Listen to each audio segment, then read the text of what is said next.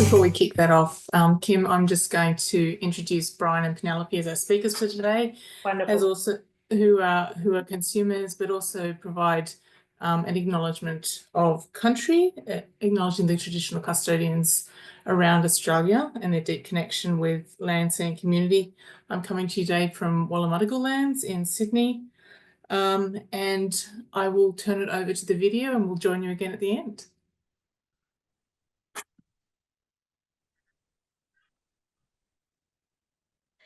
Good afternoon.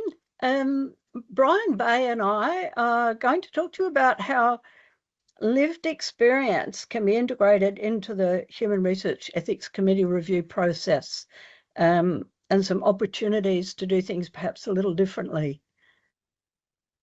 We're aiming to cover some topics that include the fact that one consumer can't represent an entire cohort. We're going to look at how decisions, research design decisions, might systematically exclude people. We're going to look at assessing risk from a lived experience perspective, and then we're going to make some practical proposals for you. Well, good morning. Good afternoon. It's Brian Bay here. It's a privilege for me as a stroke survivor, 8.5 years post-stroke, to share my views as to the inclusion and opportunities that are created with the inclusion of lived experience in relation to the HREC review process. By way of background, I spent 4 decades amid consumer research in my corporate career, so I'm very aware of the value that we, stroke survivors, can and do bring to stroke research. My primary observation is a very simple one, that in all clinical research protocols, consumers are not generic, and it would be quite erroneous to treat them in this manner. They have specific nuances which, if overlooked or ignored by the researcher, can and do lead to a biased and inaccurate research. As a HREC reviewer, you have the responsibility and accountability to be aware of these nuances that exist within the group and the possible impact of the omission that would be created. Other areas on your checklist should be the vexed question of diversity, a quantifiable factor that, in my opinion, the landscape has yet to fully understand and harness. Also, the exclusion of various key demographic groups, rural and regional, come to mind. They are often casualties of this lack of thinking. We're going to talk now about how decisions in research design might systematically exclude people, whether that's diversity or accessibility. Firstly, in March 2024, the CSIRO stated that almost a quarter of Australians are digitally excluded from accessing, affording, or using digital services. These are predominantly older people, those living in remote areas, people on lower incomes, and First Nation peoples. Yet even face-to-face studies often recruit online. And then unpublished ABS data from 2018 estimated that around 600,000 people who identify as having a disability rarely leave their homes. More than half of those are under 65 years of age. Being disabled is only one reason to be homebound. The question is, should the study design plan to include people who are homebound, which is what you can see in the photograph. More than 20% of people in Australia have a disability, with 90% of those being hidden disabilities. Study design, including the location of attendance, may exclude people with disabilities from participation. In the 2016 census, more than 20% of people spoke a language other than English when at home. Religious diversity is increasing, as is the number of people identifying as Aboriginal or Torres Strait Islander origin. Is the study culturally inclusive? Preferred modes of communication can impact on the decision to participate in a study, and Brian will speak further about this. There's potential for triggering content that may systematically deter participants with experience of trauma, including those whose trauma relates directly to the topic of the research or the health condition being studied. Has the study design accommodated trauma? Time commitment or the timing of contact may exclude some demographic groups. For example, those with long hours of employment or with carer responsibilities, significant time commitment to caring for their own health, or strongly preferred times of day for contact. Some studies exclude participants for simplicity of outcomes.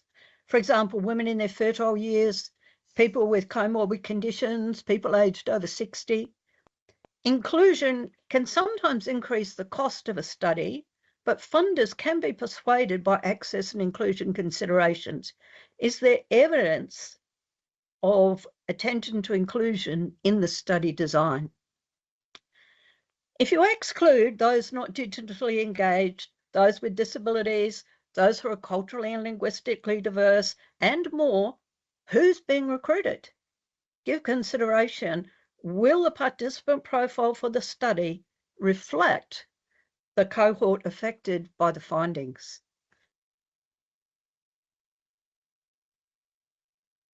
Recently, I'm going first, Brian. We're going to look at lived experience and the influence on assessment of risk. I have ME/CFS, myalgic encephalomyelitis, and most people might think that they might accept a high risk in a study only if they were dying. But someone with very poor quality of life might be prepared to do something risky for even a 10% improvement in quality of life. Someone said to me when asked about risk, if I die, at least I've taken one for the team. I was in a study designed to observe us as we were provoked into worsening capacity for effort, a 2-day cardiopulmonary exercise test. You can see the photograph. I knew it would be bad for me, but I wanted to help move knowledge forward. The outcome for me was 6 months of massively worsened disability. Within an hour of the second day on the exercise bike, I could not stand or speak. I fell into a taxi, unable to access my memory. I had no idea where my home was, if I lived alone or with others in a house or a flat. I ask you to imagine how frightening that was. It took me 6 months to recover my usual level of disability. A recent study looked at long-term effects of the 2-day CPAT in ME/CFS and found that one participant had not recovered function after 12 months. As a member of an HREC, how much risk do you consider to be reasonable? And how can you know how much risk participants in a particular cohort would consider reasonable? Over to you, Brian. Thank you. Recently, I was involved in the recruitment of stroke survivors in the UK who had sustained aphasia as a result of their stroke to take part in a trial. There was a reluctance on the part of the survivors to participate in focus groups. They found the considerable embarrassment. They endured considerable embarrassment by sitting in the group and talking as is the normal practice. The preferred strategy for this research project was one-on-one interviews. This was also another challenge I encountered when we were recruiting stroke survivors who had sustained PSE or post-stroke emotionalism as a result of their stroke. Now, I'm a consumer. I suffer from post-stroke emotionalism, which is a neuro condition. 15% of stroke survivors suffer from it. And one end of the spectrum, it's uncontrolled giggling and laughing, to the other end of the spectrum, which is crying, sobbing and weeping, and it can come on at any time. So therefore, most people who we were trying to recruit, 70% of them prefer to have a face-to-face interview rather than sit in the joint focus group. I can only assume that these characteristics are common to all areas of clinical research. So I'll remind you again of your responsibilities as reviewers. It is indeed a broad church. One size does not fit all. Penelope? Yes, getting practical. We're inviting you as an HREC to ask researchers for more information or evidence of community support or concerns before you simply say yes or no. One area we're quite concerned about is interrogating letters of support. We're interested in who has been approached for support letters, and have there been any refusals to provide such letters? And the letters themselves, do they address the objectives and the aim of the study? Do they address the risk versus benefit appetite for that population? Do the letters address who is excluded and how that might influence or bias the results? Do the letters indicate who the author consulted to inform that letter of support? Are there any declarations of conflict of interest or indications of an intent to actively support the research? Have there been any references provided to support the advice? For example, where there is a perceived high level of risk of harm, are there academic papers to support why the author of the letter might consider that to be an issue? Basically, we're asking you to identify and challenge assumptions on which researcher or HREC decisions are based. As HREC reviewers, you must ensure that researchers in their protocols focus on the right people in the right environment and ask the right questions. If you have not lived with a condition, its challenges and risks, then how can you, the HREC, decide what matters to someone living with that condition, or what they might be willing or not to risk or to do? How will you find out? Thank you. I now open the floor for questions. Thank you.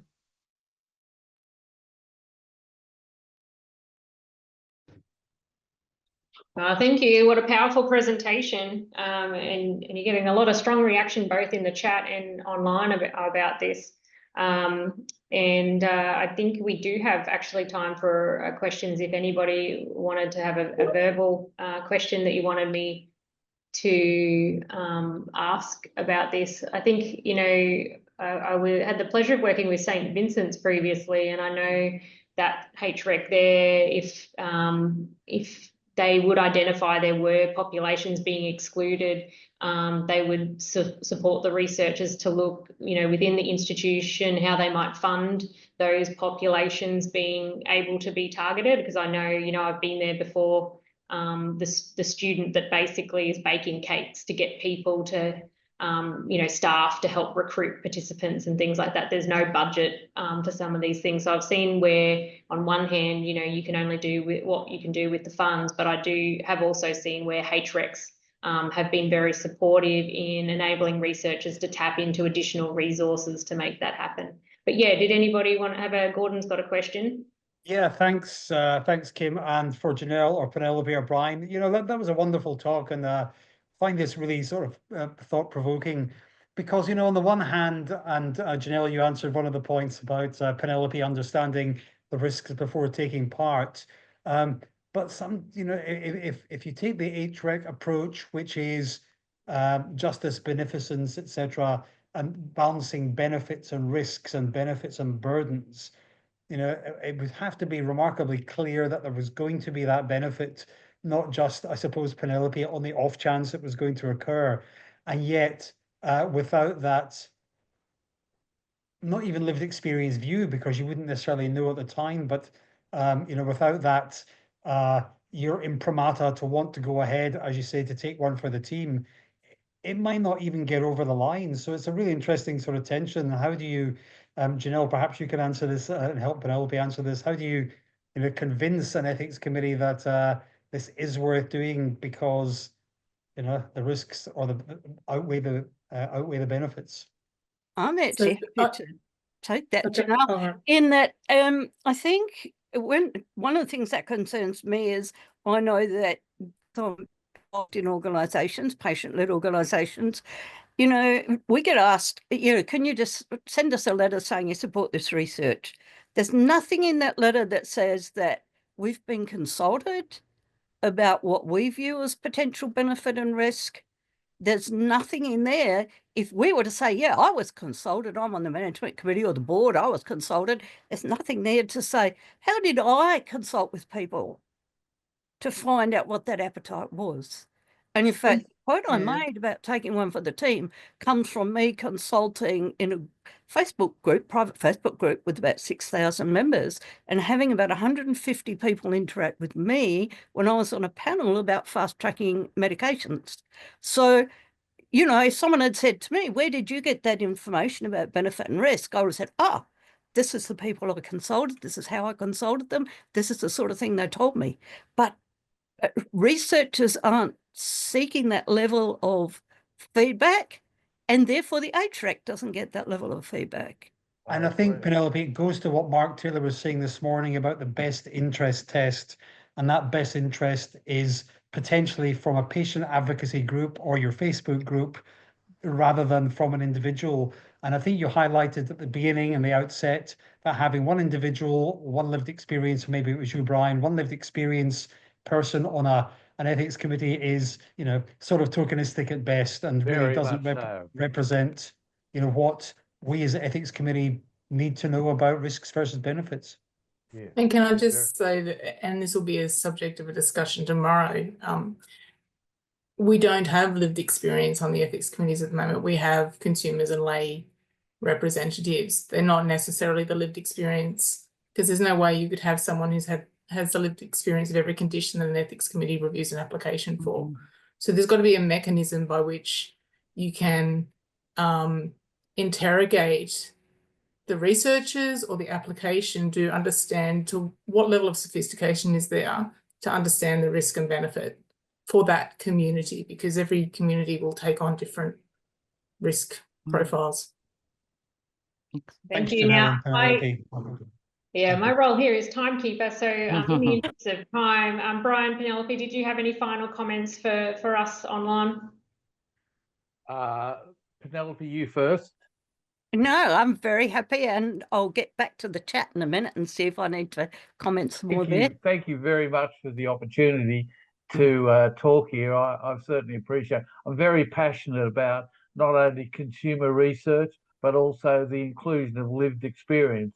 And one lived experience person on a HREC panel is probably tokenistic at its best. I'd say at least 30% on the panel.